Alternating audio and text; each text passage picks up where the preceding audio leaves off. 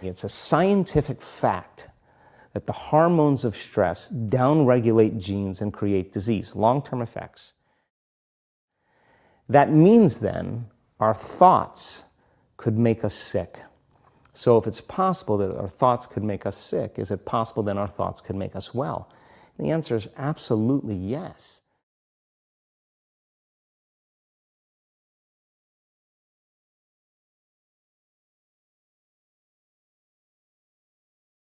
And the definition of stress is when your brain and body are knocked out of balance, out of homeostasis. The stress response is what the body innately does to return itself back to order. So you're driving down the road, someone cuts you off, you jam on the brakes, you give them the finger, and then you settle back down and the event is over and boom, now everything's back to normal. But what if it's not a predator that's waiting for you outside the cave, but what if it's your coworker sitting right next to you, and all day long you're turning on those chemicals because they're pushing all your emotional buttons. So it's a scientific fact that the long-term effects of the hormones of stress push the genetic buttons and create disease. If you can turn on that stress response just by thought alone, your thoughts are literally going to make you sick. Okay, crazy. So that's the greatest example of the mind-body connection. So the next fundamental question is, okay, if our thoughts could make us sick, is it possible that my thoughts could make me well? Well, if that's the case, then I'm going to have to manage my attention, and I'm going to have to manage my energy, because where I place my attention is where I place my energy. And I'm going to have to inhibit that thought that has conditioned the body to subconsciously be the mind of that emotion.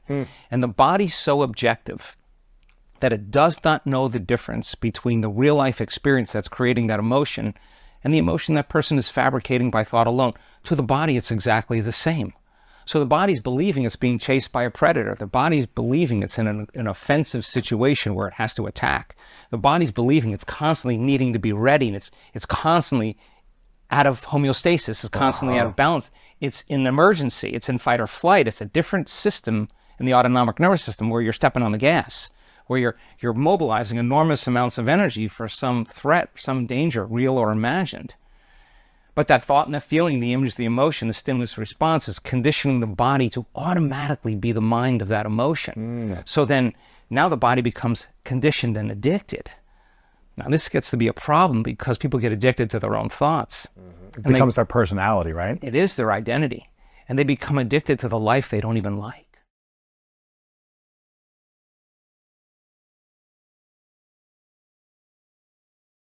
If you believe that your thoughts have something to do with your destiny, like any great leader in history understands that, the first thing you have to do is you have to decide, are you going to be defined by a vision of the future, or are you going to live by the memories of the past? So, I'll give you an example. Most people wake up in the morning, and your brain is a record of the past. It's an artifact of everything you've learned and experienced to this moment, right? It's a memory bank.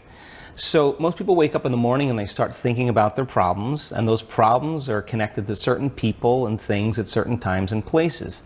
And the moment they start turning on those circuits, those memories are actually causing them to think in the past.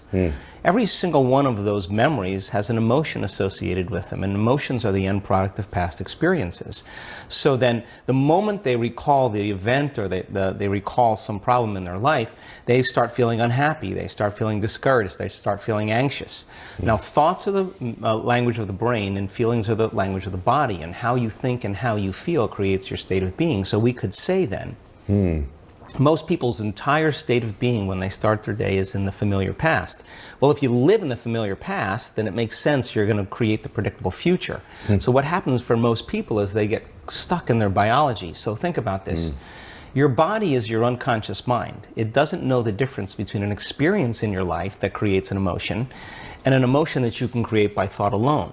So if you're living by the same emotion every single day, and those emotions are influencing your thoughts, and you can't think greater than how you feel, or feelings have become the means of thinking, you're thinking in the past.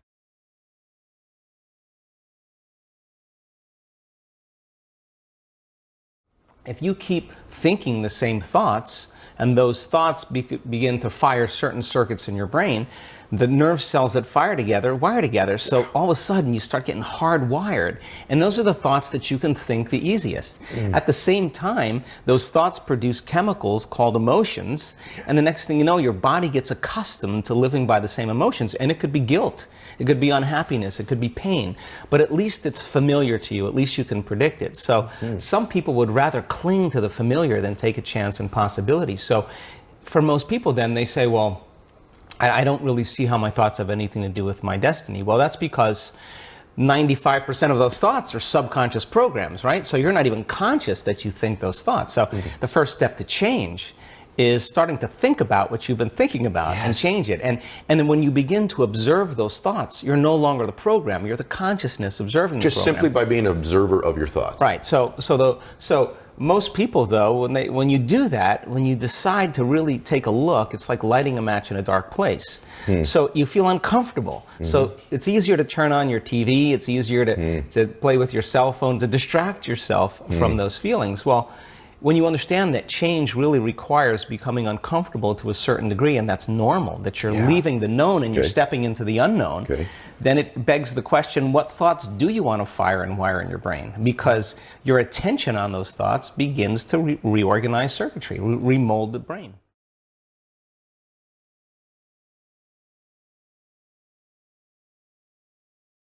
The majority of our thoughts and feelings are connected to our sexuality, to our victimization, our guilt, our suffering, our shame, our unworthiness, our self-doubt, or our importance, our control, our fear, our anger, our frustration, our hatred, our judgment. Those are the first three hormonal centers in the body. And those first three centers have everything to do with survival. And those centers are energy consumers. Orgasm, digestion, stress is a lot of energy that we're drawing from our very vital life force, our resource of light and information, and we're turning it into chemistry, and we're literally robbing the body's energy, right? So then living like that for the short term is okay, because the body can move back to homeostasis, it can restore itself, but when we're overdoing that consistently, then there's no energy for growth and repair, because you're living constantly in survival. So again, you can eat all the right food, you can do all the right things, but if you're living in anxiety and fear and you're viewing your world from the worst case scenario that could possibly happen, because that's what you do in survival, there's no energy for growth and repair.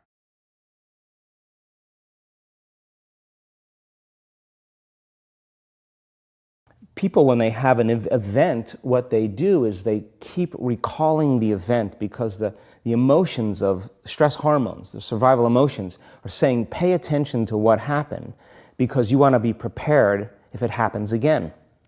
Turns out most people spend 70% of their life living in survival and living in stress. So they're always anticipating the worst case scenario based on a past experience. And they're literally, out of the infinite potentials in the quantum field, they're selecting the worst possible outcome, and they're beginning to emotionally embrace it with fear. And they're conditioning their body into a state of fear.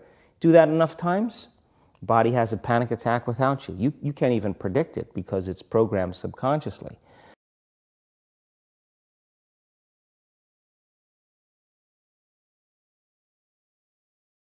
And most people, when they have a thought, they just think that that's the truth. And I think one of my greatest realizations in my own journey was, just because you have a thought doesn't necessarily mean it's true. So if you think 60 to 70,000 thoughts in one day, and we do, and 90% of those thoughts are the same thoughts as the day before, and you believe that your thoughts have something to do with your destiny, your life's not going to change very much, because the same thought leads to the same choice leads to the same behavior creates the same experience, and the same experience produces the same emotion.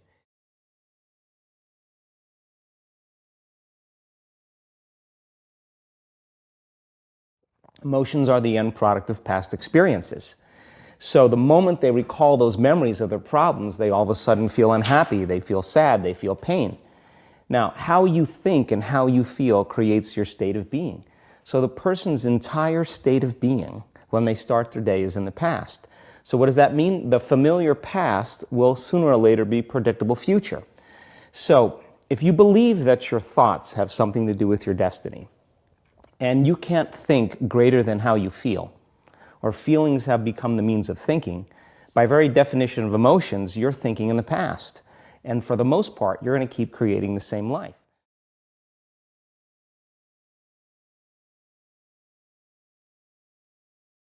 Your personality, literally, Ed, is made up of how you think, how you act, and how you feel. And how you think, how you act, and how you feel is your personality, and your personality is intimately connected to your personal reality, your life. So then if you want to change your life, your personal reality, you got to change your personality. And here we go again. You got to start becoming conscious of your unconscious thoughts. You got to start noticing how you act, how you speak. You got to pay attention to how you're feeling. Some people would live in guilt their whole entire life and don't even know it's guilt because at least it feels like them.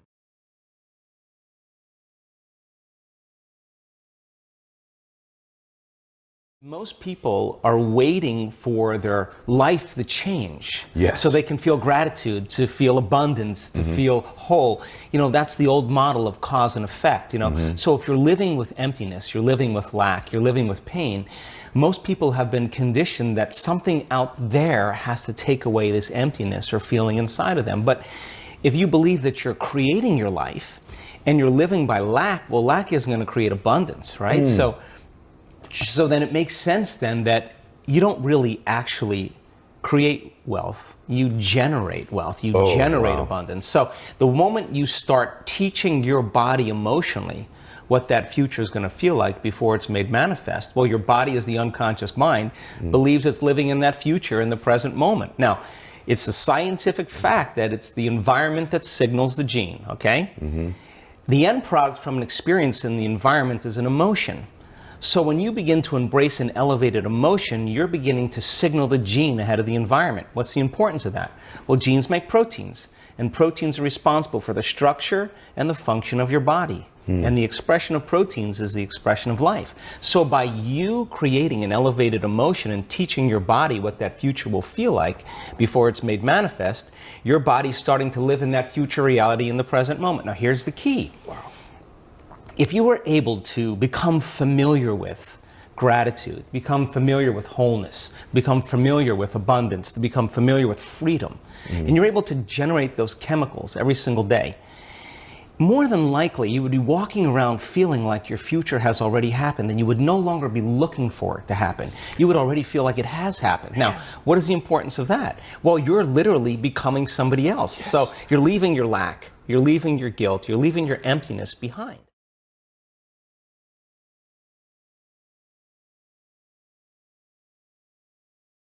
Gratitude, it's emotional signature. When you get something, when you're receiving something, when something has happened to you, or when something is happening to you, you say thank you because you're receiving something. So the emotional signature of gratitude means the event has already happened or it's happening to you.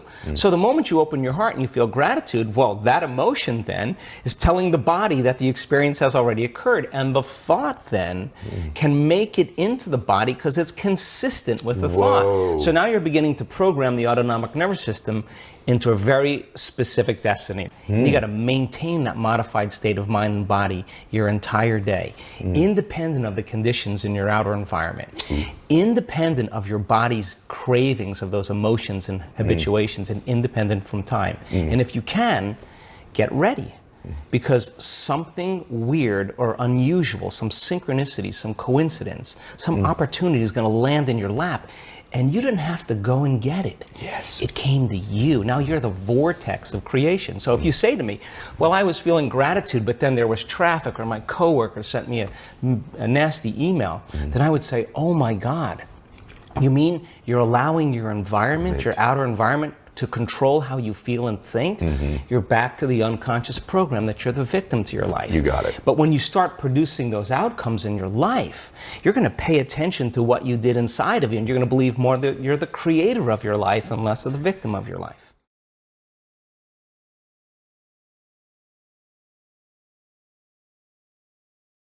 The moment you start feeling whole, your healing begins. And when you love yourself and you love all of life, you'll create an equal. And now you're causing an effect. And I think that's the difference between living as a victim in your world saying, I am this way because of this person or that thing or this experience. They made me think and feel this way. When you switch that around, you become a creator of your world, and you start saying, my thinking and my feeling is changing an outcome in my life, and now that's a whole different game, and we start believing more that we're creators of reality.